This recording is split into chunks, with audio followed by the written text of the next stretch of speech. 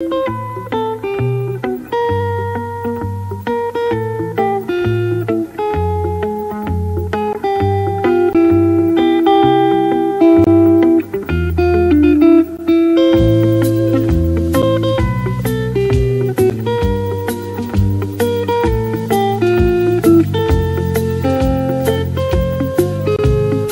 Inter est né d'un défi. Dans les années d'après-guerre, personne ne croyait sérieusement au transport intérieur aérien français. Le transport, c'était le train, éventuellement la bicyclette. Et on n'aurait pas mis un copec, en tout cas, dans une compagnie de transport réservée forcément à une élite, un moyen assez cher, et pour la grande masse, pas très sûr. Pourtant, en 1954, le 12 novembre, très exactement, 12 hommes, des administrateurs de grandes entreprises françaises, signent un accord. Ce sera l'acte de naissance d'Air Inter. Paul Marlan, un responsable de l'époque, raconte. Air Inter est né de trois idées essentielles. Première idée, elle émane de Didier Lerat, qui voulait utiliser de jour les avions de la Postale. Deuxième idée, constituer une table ronde, un point de rencontre entre les différentes sociétés intéressées par le transport aérien, par le transport maritime, par le transport terrestre. En somme, constituer un organisme de coordination. Troisième idée, constituer un réseau de lignes intérieures harmonieux. Au début donc, une compagnie aérienne qui n'a pas d'avion, qui n'a pas de pilote et qui n'a pas de structure commerciale. Une gageure. La compagnie en réalité a commencé à exploiter en 1958 et le nombre de passagers qu'elle a pu transporter a été effectivement très faible. Et un jour, tout au début de l'exploitation, je me suis amusé, car j'ai toujours la passion des chiffres, à aller au Bourget, l'appareil atterrissait au Bourget, pour voir le nombre de passagers qui descendaient de l'avion de Marseille. C'était très peu après sa mise en service. Quelle n'a pas été ma stupeur, mon horreur, si je puis m'exprimer ainsi, de voir qu'à 8 h du matin, de la terrasse du Bourget, descend uniquement un seul passager. Après 6 mois d'exploitation, les résultats sont si décevants qu'Air Inter décide de licencier son personnel. Pourtant, la compagnie ne meurt pas pour autant. Il restait à Air Inter une vingtaine de personnes, la plupart d'ailleurs à temps partiel. Et c'est cette petite équipe à laquelle nous devons la formation du véritable départ d'Air Inter quelques années plus tard.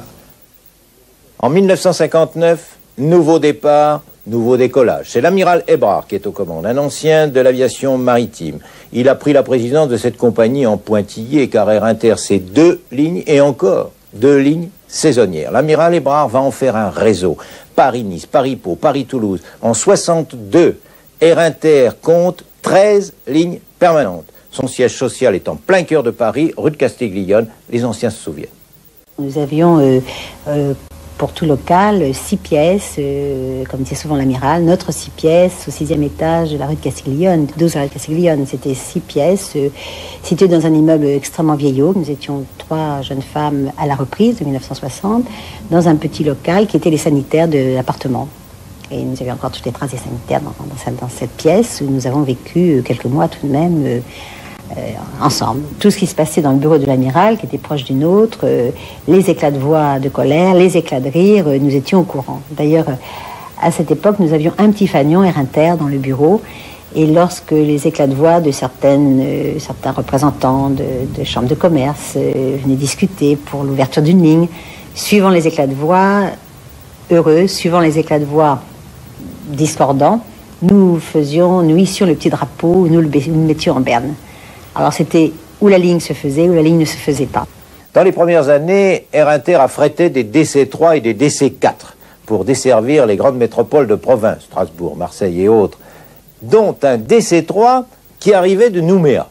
C'est un appareil qui venait de Nouméa et qui était équipé pour la chaleur. Alors en France, les gens grelottaient de froid parce qu'il n'avait pas été modifié, et notamment sur la partie, la traversée entre Toulouse et Marseille. C'est fin 1961 que le Conseil prend la décision d'acquérir des vicomtes, les 3 derniers vicomtes d'Air France. Quelle audace était la nôtre de penser utiliser sur des lignes intérieures pour lesquelles l'avion type était l'avion de 20 places, utiliser des avions de 50 places. Et cependant, nous n'avons cessé d'en acheter et ils sont venus rapidement trop petits. Nous en avons eu finalement 14. Et je me souviens, car il a fallu ajouter aux 3 derniers appareils d'Air France ceux qu'Air France avait vendus à l'étranger en général et les rechercher. Je me souviens d'en avoir acheté un, je crois que c'était le 7e, à un épicier irlandais. Cet épicier est arrivé avec son appareil sur l'aéroport de Paris et nous avons procédé au règlement.